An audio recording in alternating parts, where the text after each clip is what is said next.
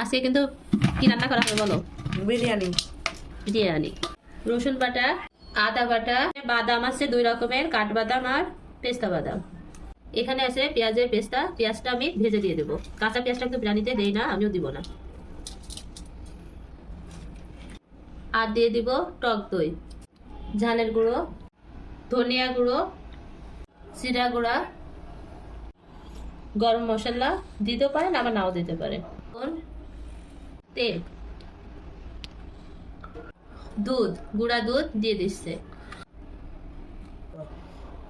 আলু বুখারা, এখানে আছে বিরিয়ানির প্যাকেট মশলা।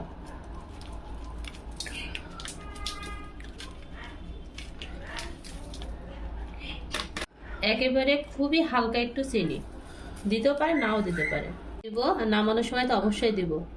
এখন সমস্ত উপকরণ একসাথে ভালোভাবে মেখে নিব।